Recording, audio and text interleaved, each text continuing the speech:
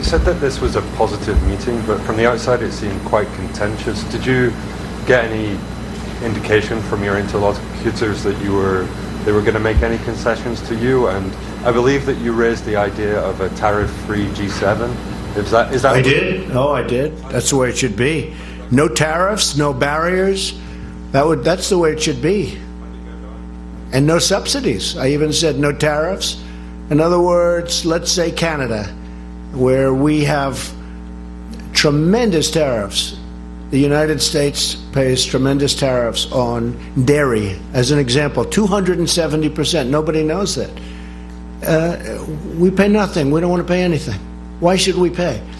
We have to, ultimately, that's what you want. You want a tariff-free, you want no barriers, and you want no subsidies, because you have some cases where countries are subsidizing industries, and that's not fair. So you go tariff-free, you go barrier-free, you go subsidy-free. That's the way you learned at the Wharton School of Finance. I mean, that would be the ultimate thing. Now, whether or not that works, but I did suggest it, and people were, I guess they're going to go back to the drawing board and check it out, right? But we can't have an example where we're paying, the United States as paying 270%. Just can't have it. And when they send things into us, you don't have that. I will say it was not contentious. What was strong was the language that this cannot go on. But the relationships are very good, whether it be President Macron or with Justin. Justin did a really good job. I think the relationships were outstanding. But because of the fact that the United States leaders of the past didn't do a good job on trade, and again, I'm not blaming countries, I'm blaming our people that represented our past. It's got to change. It's going to change. I mean, it's not a question of, I hope it changes. It's going to change 100%.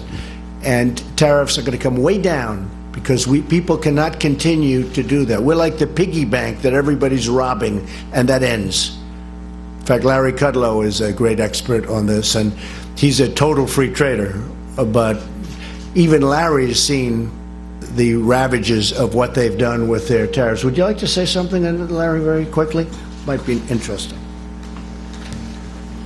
Well, one interesting point in terms of the G7 group meeting, I don't know if they were surprised with President Trump's free trade proclamation, but they certainly listened to it, and we had lengthy discussions about that. As the President said, reduce these barriers. In fact, go to zero. Zero tariffs, zero non-tariff barriers, zero subsidies. And along the way, we're going to have to clean up the international trading system, about which there was virtual consensus of agreement on that, and that will be a target. And these are the best ways to promote economic growth. We'll all be better at it. We'll all be stronger at it. So I myself was particularly gratified to hear my president talk about free trade. Thank you, sir. Thank you. Thank you, Larry. And it's very unfair to our farmers.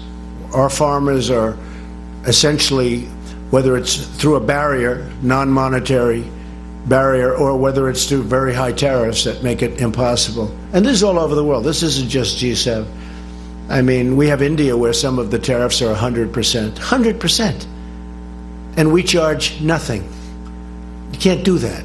And so we are talking to many countries. We're talking to all countries. And it's going to stop.